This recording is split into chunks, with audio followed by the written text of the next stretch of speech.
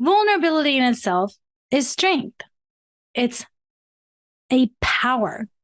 And really, I see it as a superpower because it really can make such a difference in a relationship. It's unbelievable. And even Brene Brown, back to 2012, said vulnerability is the birthplace of love, belonging, joy, courage, empathy, and creativity. And it is only through allowing yourself to be vulnerable that we can understand, feel empathy, forgive one another, and know that we are worthy of love and belonging. Welcome to the Life is a Healing Journey podcast by yours truly, Anuschka, with a C.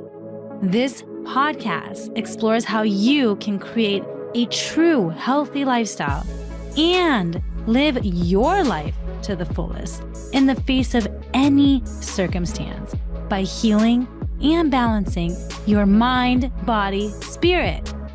If you are someone that's been dealing with disharmony in any area of your life and you are committed to seeking harmony, this podcast is for you. Let's start healing.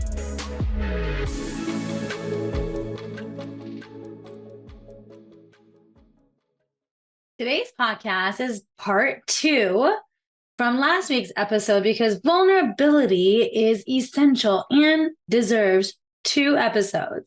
Besides, it is also truly mind and body. I myself sometimes struggle with it. I have had something recent come up where I'm like shocked. Now it's interesting because for some reason I was last week very emotional. I think it's all the cosmic stuff happening and I don't know, who knows what. Something that normally wouldn't really triggered me. And what I love about that is because it allows me to still see what else is there to be healed, right? Life is a healing journey. Ta-da! And really it's about, okay, well, yes, this happened. And yes, there could, and I talked it out and I could see like, of course, something like this can be triggering, right? And of course, it's on me. It's like, well, what am I making this mean? I really had to go dig deeper and go deeper, unfold, and see what really is the reason I got triggered by a certain situation, right? And I plan to have that conversation. It's definitely vulnerable for me. There's definitely a sensation of uncertainty, right? And I'm willing to do so. This is something that I truly believe is important when it comes to relationships, which I'll talk a little bit more about how I usually have been that way anyway. But it really is important when it comes to sharing your emotions. I'm a very direct person, and it's just something that I do personally. I'm very open to just saying what's there for me. And sometimes it takes a little bit of time for me to release the ego, right? Because for me, it's about just making sure I come from a place of love and compassion. And of course, this is more so with those that I'm friends with. I don't technically always am super direct, especially if I don't know people too well, right? I don't want to also be judged. See, there's this, right? I don't want to be judged as this like, oh my God, she's so confrontational, because I've definitely been told that many times, which makes me a good coach, by the way. So I own it now. And I'm one of those that very much believes in having those conversations, right? Those very deep conversations with one another. Also, it's a part of it because we all have self-defense mechanisms. Right. So people on a survival mode, right? So we've all heard of like fight, flight, freeze, right? Well, there's those self-defense mechanisms, and those exist on a psychological level too. Like when you get triggered, for instance, right? So when someone gets triggered, there's typically an automatic self-defense mechanism that all of a sudden gets triggered, I should say, that just goes off, right?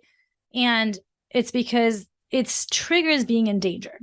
And then it again comes about as like, oh, protection, we're in danger.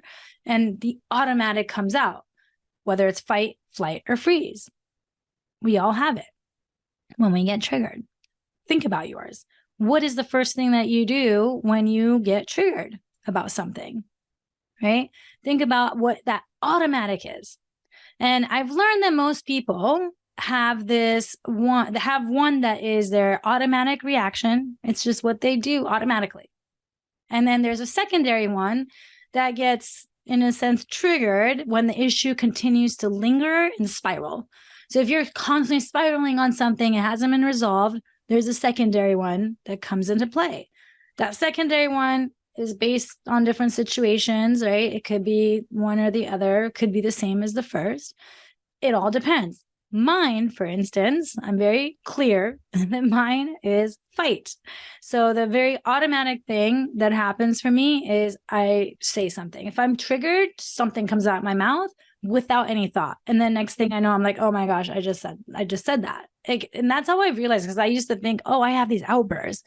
And as I've learned this, I realized, oh, it's because that's the automatic thing that comes out, is just that from the aspect of fight, protection, right? Now it's not actual fist pump, like, using like punches and things, but it comes in the form of voicing whatever is there, literally without thought. I can't even describe it. It's like very undescribable.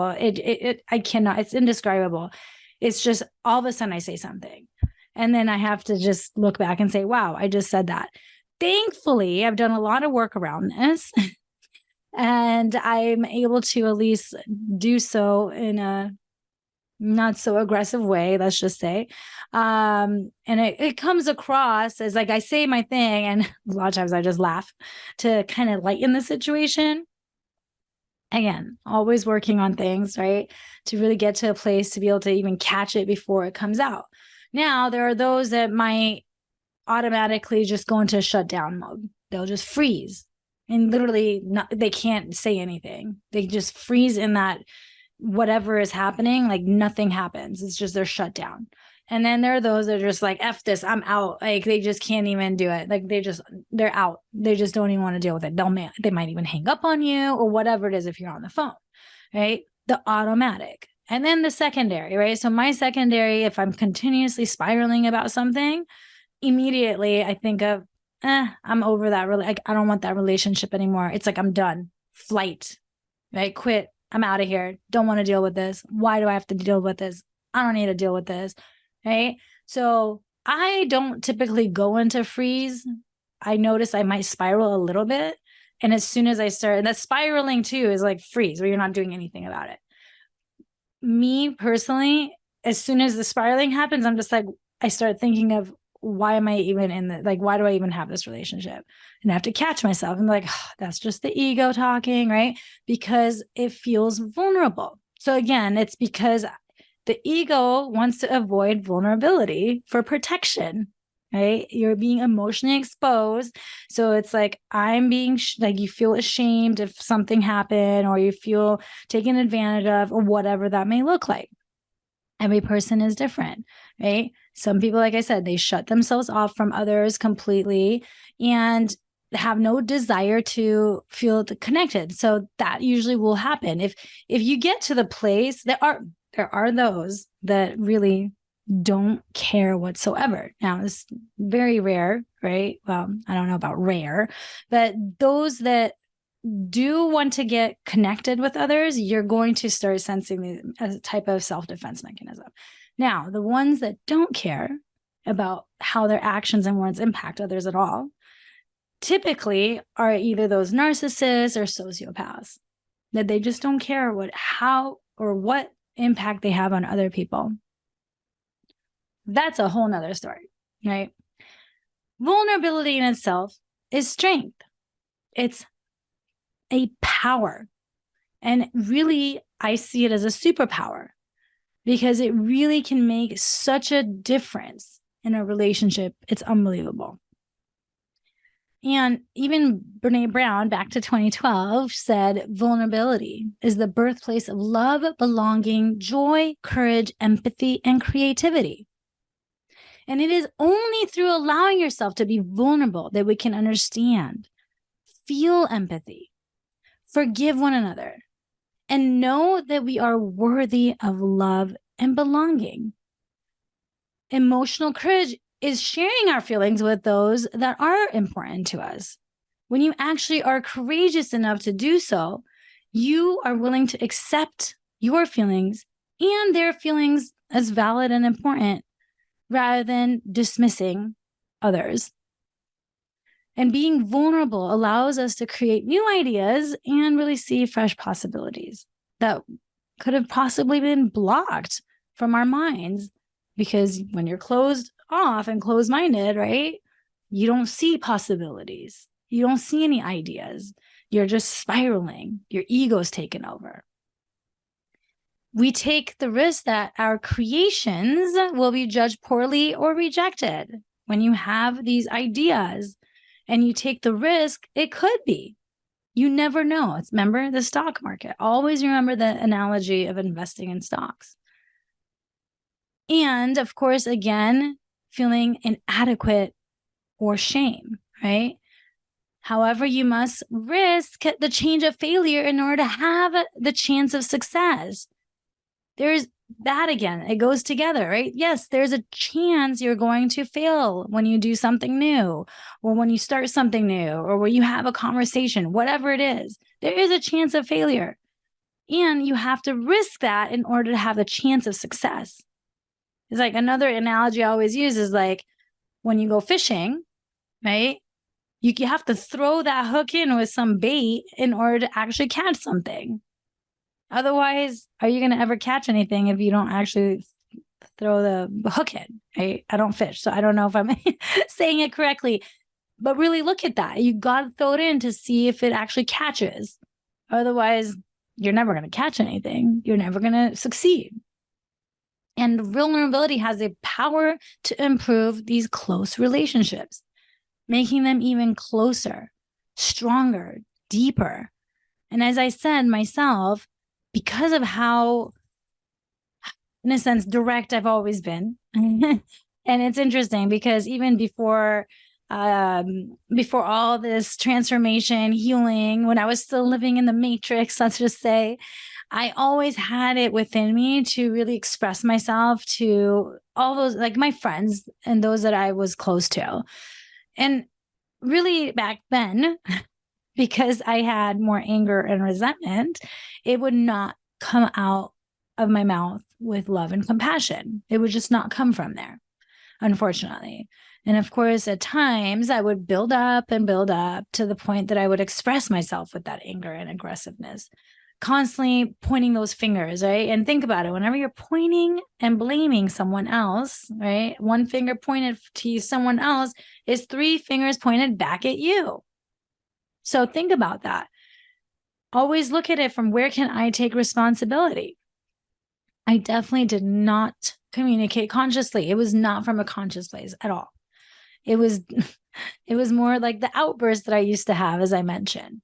However, I did always express myself to my friends when I was disappointed at something they had done, or even when I was angry. We would fight it out. Both sides would express that. I don't even want to say express themselves, because it was not conscious at all. It was like as if the egos, the inner childs, were just battling it out, just yelling. And sometimes it was just emails back and forth with all the capitals, right? And we would, thankfully, a lot of times, for the most part, we would get to a place of agreement. And after the fact, we'd actually become much closer friends.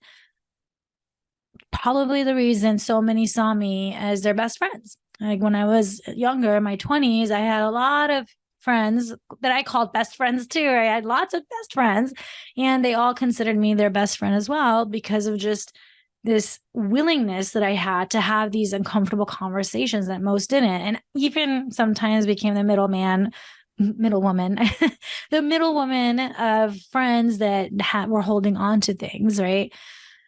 Definitely, I watch with doing that too, because that can backfire, just so you know. But it's just something that I always wanted everyone to get along, right? And I just knew that not everybody is able to have these uncomfortable conversations. So I just wanted them to fix it. Whereas now I still sometimes might get in the middle here and there, if only I'm that close. And do so in a way from a place of love and compassion, just to get the relationship to a place where they can communicate on their own, of course, because it's not my responsibility. I would take a lot more responsibility back then. And of course, I'm sure, like, I remember there were definitely some relationships that I lost, but really, I can't actually think of anyone. Actually, no, I do remember one that really does come to mind. There were those that like came back several years later. There's a couple that comes to mind. Everybody, I'm like, at this point, I feel so cordial with people, even people that are not in my life. Like, I don't have anything for them. I always say release with love, because sometimes you just outgrow your old self that was in alignment with these relationships, right? It's not even outgrowing people. It's like you outgrow the old person that was in alignment with the relationships you had back then. It's just how it is. And that's okay too, right? When you allow yourself to be vulnerable, you can actually see these things because you're allowing yourself to feel the emotions and express it. And so I do recall I had some friends that would come back years later and actually take responsibility in their behavior towards me, which then, of course, I've forgiven any person in my past that I've had such like little tiffs with. But I was really always that friend that was overly giving, like always giving over and beyond, putting myself last. Like this was huge. It's crazy because when I see it now, as much as I still am very much giving, I'm very much self first. So of course I can see why everybody can see me as a best friend that I was close with. And now looking back after doing all this transformation and healing work, I realize it's because that I was really being this person, and because I was like, as if I was seeking that from others, right? I realized I was just being this person that I wanted others to be for me, which created what do you think? These really high unspoken expectations. Unspoken being the key. Unspoken being that there was no agreement with the other person. So I didn't actually have these spoken expectations, yet I would pour my heart out and subconsciously have this expectation that those friends have to be the same way. They should be how I am, right? So of course, there are these high standards with these unspoken expectations. And when I would do all these things for others, it was almost like in order for them to do the same for me, because that's what I wanted. That's what I was seeking. So I was that. I was doing what I wanted, what I desired from others. And guess what happens when you have these unspoken expectations?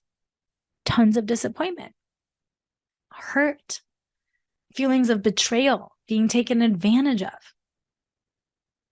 And this wasn't just for friends. I mean, of course, there was family, romantic partners. I was completely aware that I was doing all of this to save people. It was as if I wanted to like be the savior, right? Yet it was the case because I was seeking value for myself, within myself. I had insecurities back then. Right? And this was a way for me to say, oh, look at me. I'm such an amazing friend. I would do anything for my friends or my family or partners or whatever. Right? Again, not to say that I'm not that way now. I still go over and beyond for my loved ones. And I do so based on intuition. And I do so based on if I feel there's a balance between me and the other person. Because I now know I am an amazing friend. And because of it, I'm so intentional about those that I consider my people, my tribe. I'm very intentional about it. Whether it comes to working, relationships, or anything in life, mastering compartmentalizing will have you grow and evolve exponentially. Allowing yourself to really be intentional and have clear boundaries in a sense. When you categorize your life, you can stay focused and be present to really move forward towards your future vision and future self. This is key when it comes to your emotions, especially for those of you that are empaths. being an empath can be a curse or a gift. And for me, it used to be a curse because there's a fine line between pushing yourself and overdoing it. And that fine line is your intuition. And I was overdoing it without listening to my intuition. I was just doing it to give value for myself, feel valuable as a person. And now I do compartmentalize the people in my life.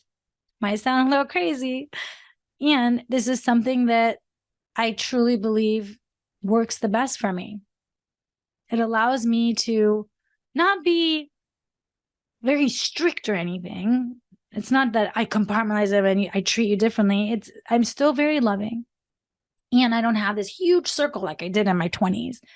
The 20s version of me was like this massive, huge circle, 50 plus deep, that we'd regularly party together and go out together and go to cabins together. And I was always the planner, right? Of course, I enjoyed it. And it wasn't like something that I would say I would do now. I still do, trust me, I plan things. I don't do it for every single person 50 plus deep, right? I'm very particular. And I have categories for those that are in my life. And I've set different expectations within each of these categories. For instance, inner circle, those who I have the most vulnerable of conversations with, that I'm comfortable to be emotionally exposed with, sharing the deepest of feelings. And the exchange of energy between the two of us is completely balanced, where it feels balanced. There's no tracking of who's giving and who's receiving and trying to figure out tit for tat, right? All of that, because it just feels balanced. There is no need to keep track of who does what. And that doesn't mean equal either, by the way. Like, it's not about the amount of money you spend on one another. It has to equal the same. No, it doesn't look like that. Or that you pay for dinner once and therefore I have to pay for dinner the next time. It's really more so an energetic balance where you feel that maybe one of you, for instance, like you have friends where one does a lot better financially than the other one. That doesn't mean that the other person has to financially be equal in terms of spending money on another person, right? It's more of that energy exchange where maybe one does spend more, but yet the other one does acts of service or whatever that may look like between each person, right? Whatever it is where you feel there is a balance between the two of you. I also see this as those in my inner circle, I know I will always have their backs no matter what. I would literally drop anything that I'm doing if they're in need. And I know they would do the same for me.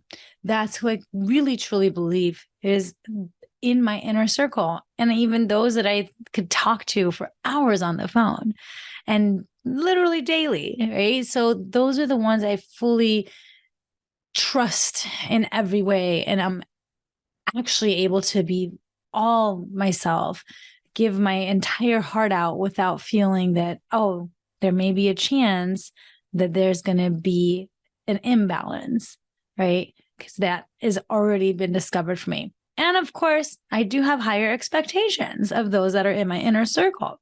That is something that I also express. It's not something that it's unspoken. It's very spoken. I have spoken high expectations because I believe that that's the whole purpose of having these people in your life that you feel that close with, right?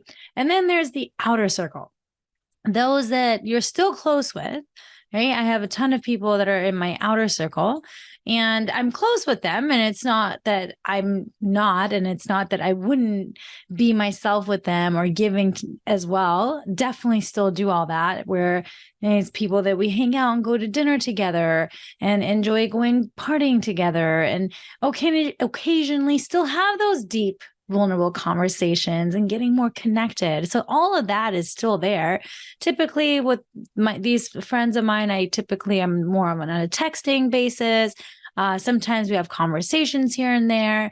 And I always am open to, of course, allowing people to flow through all the circles too, by the way. It's not about inner circle is just this strict, hard way no one can get in. And it's not that way at all. It really is moment by moment, relationship by relationship That's how it works. So it's really based on how you flow with one another, right? And if you have this feeling that there is some resentment of you constantly feeling like you're doing more than the other, then that's when you want to take a look and see, what category do I want to put this relationship in?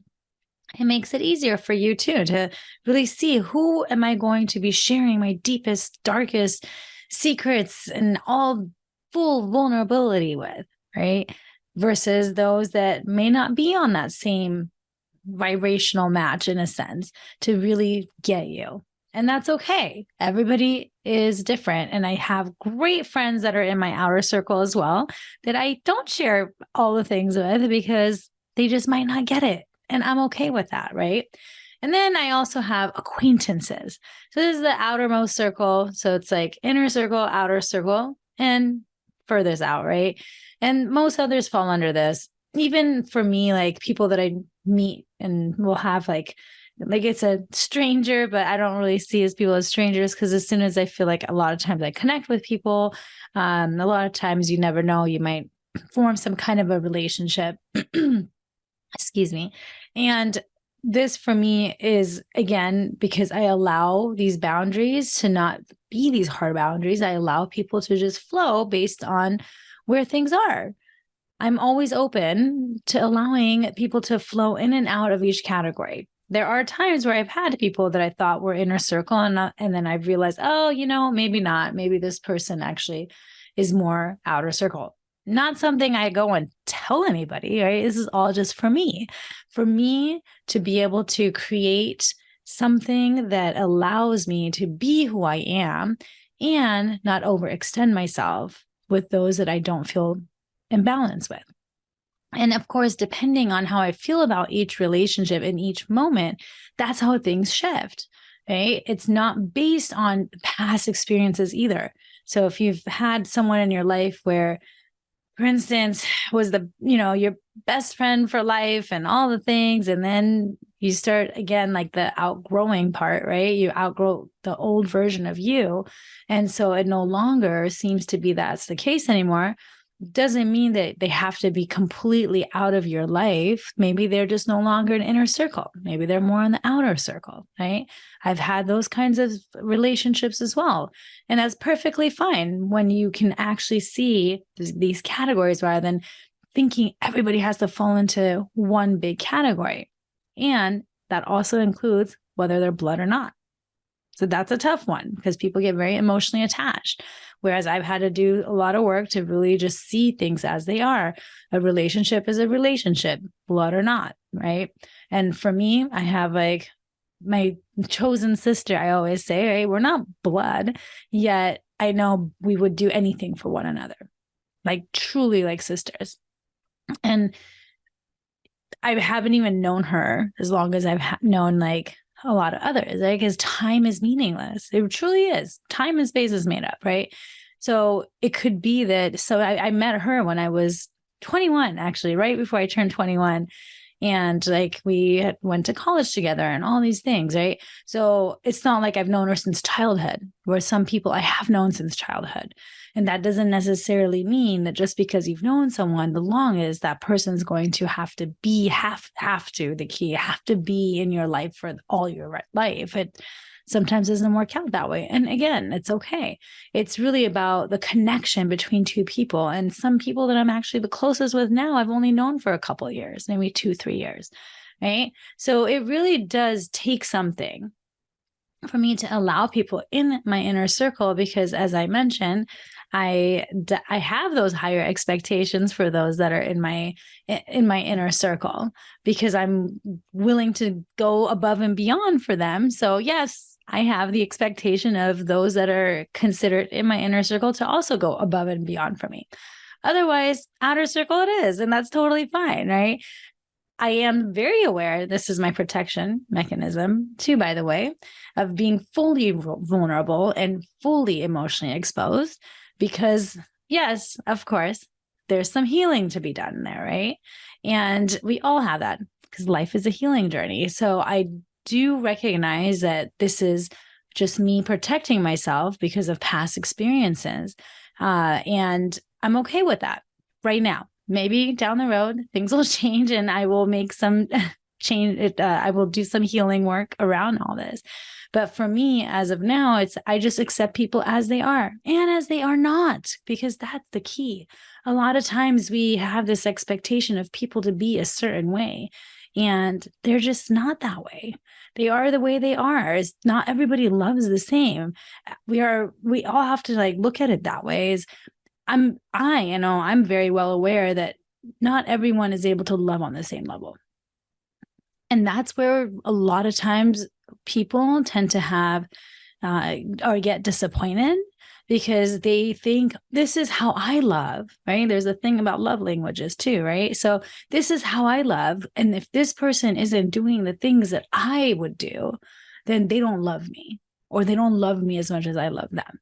And so it becomes this whole comparison and, again, unspoken expectations and desires, right? Because the key really to all of this is, one, emotionally exposing yourself and being vulnerable. And two, recognizing that not everyone's going to love on your level. Maybe some are going to love a lot more than you, or are capable of loving more. Some people are not as capable. It's just each person is very different. So for me personally, I am really conscious about who I'm fully vulnerable with because of this, and who I let in.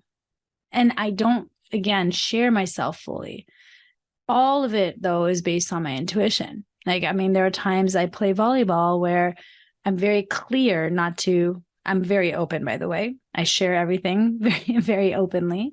And there are those that it's something inside of me is like, you don't need to share this. And I just won't with a particular person or two, just because of something intuitively is like, nope, not this person. And again, follow your intuition more than anything. And this is why I do coach my clients to master this, because not everyone is going to be the same level as you ever, right? That's really tough to find in all the ways. You can find someone that's like super close to your level of like vulnerably sharing yourself, loving, and all that. But at the end, you are unique. We're all unique. And so therefore, the way we love is unique. The way we express ourselves is unique. And that's what we have to accept that no one is going to be like us. And generally, another thing here, generally, emotional vulnerability is different for men than it is for women. Typically, it's more difficult for men to be vulnerable than women. And it's mainly due to the social, all the social and cultural expectations of these genders and just how things have been. And nowadays, thankfully, men are being more encouraged to express themselves nowadays rather than suppress and repress, right? So this is something I am definitely grateful for because of how things were in the past, or man up, don't cry, and all that thing, all that I spoke about already. And nowadays, it's more about really do express yourself and allow yourself to release these emotions.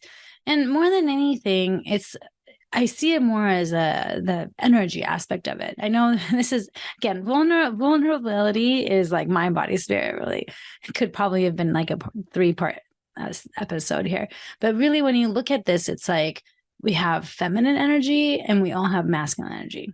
All of it. It's not really about gender. It's really about the energy. There are women out there that have more masculine energy than feminine energy. And then there are men out there that have more feminine energy than masculine energy. So it all varies. The key, of course, is to balance that as much as possible. A mentor of mine one time pointed out something that just stuck with me ever since. And it was interesting because now I really notice it when I talk to people. And it's been really easy to distinguish which energy is more dominant in each person, male or female, right? Whether it's a feminine energy or masculine energy. He said to pay attention to the pitch of a person's voice. Again, male or female, right? And if they have more of a higher pitched, soft voice, then they have more feminine energy. And if they have more of a deeper, lower voice, then they have a masculine energy. So it's really interesting because a lot of those that I have seen in the energy world, right, in the conscious community that are men, they all have more of like a softer, like a higher pitched voice versus those that are in sales, for instance, a lot of times will have like a much deeper voice. So just take a look at that. That's something that I've noticed. And like my husband, Anuschka, like he has like a very deep, strong, manly voice, and he definitely has a lot more masculine energy. Of course, there's always feminine energy, right? And for myself, what I notice is depending on what I'm doing, like right now, I feel like my voice is a lot like a higher pitch. It's softer, right? But I notice like when I play volleyball, for those of you that have played volleyball with me, I definitely have a much deeper, louder voice. I curse, I yell, and all the things. I see it as anger release, right? So that's what I do. And it changes just based on what I'm doing. And I'm curious to see if other people have that experience as well, right? But that's really a really interesting way to be able to tell where people are in terms of feminine and masculine energy. And those that are more masculine energy are going to have a bit of a tougher time of emotionally expressing themselves and exposing themselves and being vulnerable. And I would just invite you to take a chance and see where it takes you to just say what's on your mind, speak your truth, and really not hold on to anything, because holding on to things creates that resentment, right? Ideally, those that do have these two masculine, the feminine and masculine energies balanced, tend to be healthier and balanced as a whole, really, right? Based on the dominant energy, again, vulnerability will vary. So be you and allow others to be them, accepting yourself as you are and as you are not. This is key, really, to fully self-love, like fully loving yourself unconditionally. Of course, while taking the risk to express your truth with love and compassion. Because when you do that, that's going to have you grow and evolve to a whole nother level, as well as, of course, accepting others as they are and as they are not, while holding the space for your people to share vulnerably in their own time, not forcing them to or pushing them to share when they're not ready. That is just going to create more and more protection and self-defense mechanisms. And that fight, flight, freeze might get triggered, right? So just be aware of just allowing people to process and heal and unfold and express themselves on their own time. Some people process a lot slower than others, right? I process like this. I want things like resolved, as I said. I want it resolved like now. And other people need time to really process through things. So it's just a matter of meeting people where they're at and allowing that for your own sake and your relationships. So embrace your own vulnerability and of those you love.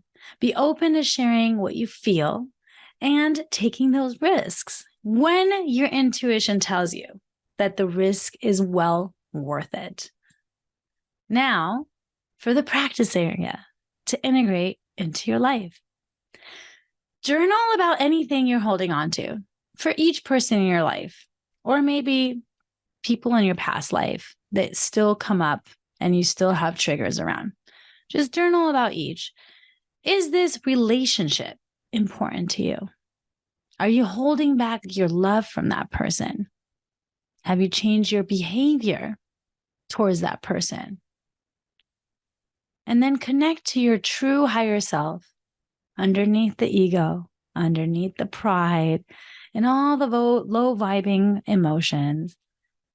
Do you miss the loving relationship you once had? What are you holding back from saying vulnerably to each of those relationships? And how can you express this from a place of love and compassion? Or Is there anything to even express? Is it something with yourself that requires your forgiveness of you? Subscribe to not miss next week's episode. Focus on the spirit. Thank you for listening to Life is a Healing Journey podcast. You are here to peel and heal one layer at a time, to live your life to the fullest in the face of any circumstance, while embracing a life filled with love, joy, and peace. If you are in disharmony in any area of your life and truly desire to be in harmony and committed to elevating your health and well-being, I'm one click away. Find me at healingwithanuschka.com. And remember, that's Anuschka with a C. And if you like what you heard, please subscribe and share this podcast with your loved ones. Get your healing on. Until next time.